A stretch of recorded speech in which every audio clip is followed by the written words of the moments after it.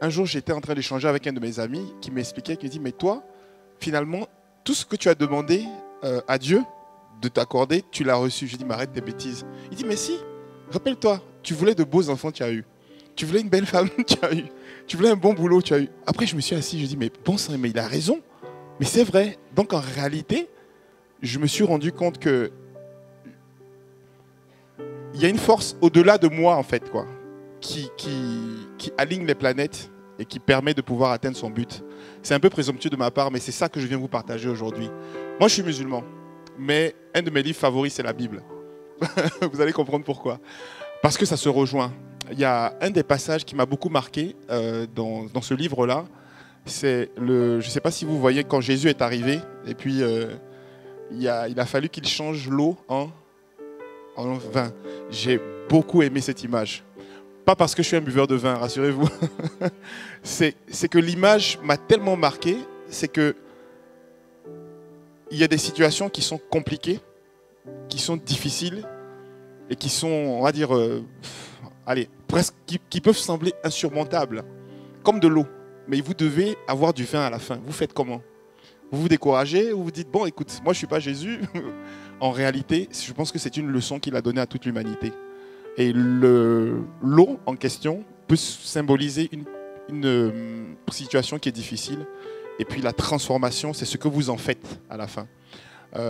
J'ai travaillé dans un groupe international ici de télécom où la culture d'entreprise était très forte.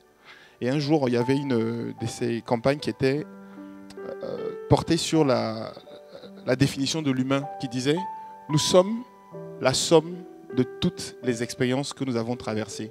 C'est un passage également aussi qui m'a beaucoup marqué, qui m'a beaucoup aidé par la suite, on va y arriver. J'étais en train de partager une partie de ma vie un jour à une interview avec un frère et on parlait un peu de comment est-ce qu'on surmonte les obstacles, qu'est-ce qu'on en fait en fait.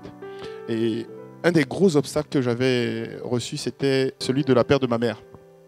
Ma mère, c'était ma meilleure amie, c'était la femme de ma vie, c'était ma poétesse, comme on dit ici, c'était tout pour moi et j'étais totalement révolté. J'étais fâché contre tout le monde. C'était une période assez noire de mon existence et je ne comprenais pas. Et cette rébellion-là, je ne savais pas que c'était le début d'un chemin qui allait m'amener vers, j'ai envie de dire, vers la lumière. Parce que, comme l'a dit un des intervenants tout à l'heure, c'est quand on se brûle qu'on apprend. Et cet apprentissage-là avait commencé à ce moment-là. C'est-à-dire que je m'étais rendu compte que tout ce que j'avais reçu avant, je n'étais pas encore confronté à quelque chose d'aussi fort. J'avais perdu mon père en 2004, mais ce n'était pas aussi puissant que la perte de ma mère. Sur ces entrefaits, j'ai quitté Paris, je suis rentré en Côte d'Ivoire, j'ai commencé à travailler ici et il y avait une saveur qui avait disparu. Ça veut dire que je n'avais pas encore fait le deuil du départ de ma mère, mais je ne le savais pas. Et j'étais en mission à l'intérieur du pays et c'était assez, je ne vais pas dire amusant, mais assez curieux. C'est en partant à Yamoussoukro, je crois que j'écoutais une certaine musique et là, toutes les larmes de mon corps ont commencé à couler. C'est parce que c'est maintenant que je comprenais ce qui m'arrivait. Donc, vraiment, je ne suis pas là pour vous émouvoir, mais je veux juste vous partager cela. Et c'est quand j'ai accepté ce qui arrivait, je me suis garé. Et cette rébellion que j'avais, en fait, ce n'était pas contre moi, mais c'était contre Dieu. J'ai commencé à lui parler et à lui expliquer que je n'avais pas pardonné, je ne comprenais pas. Et c'est là qu'une des paroles que mon frère m'avait dites est revenue de mon esprit. Il a dit, mais Saïf, est-ce que toi tu peux dire que tu aimes ta maman plus que Dieu? Et quand il m'a dit ça, je l'ai envoyé balader parce qu'il m'énerve. Lui, c'est un chrétien. Il a toujours le mot qu'il faut pour chercher à émouvoir. Et cette phrase-là est revenue dans mon esprit.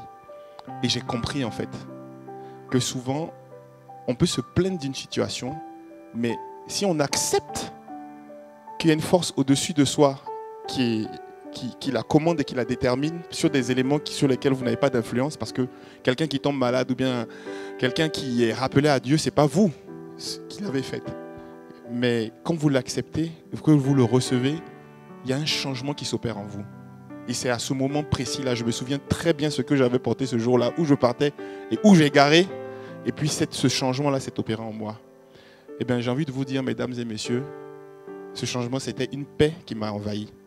Parce que j'ai compris que tu ne peux pas te rebeller et te battre contre Dieu, mais quand tu comprends qu'il a un plan plus fort que toi, à ce moment-là, ça t'apaise. Et pour moi, c'est un des premiers piliers. Quand vous avez une situation qui est compliquée, quand vous devez la transformer, il faut commencer à comprendre quelle est la force qui vous attire. Et je veux dire que depuis 2012, 2013, quand j'ai appris ça, ma vie n'a plus été la même.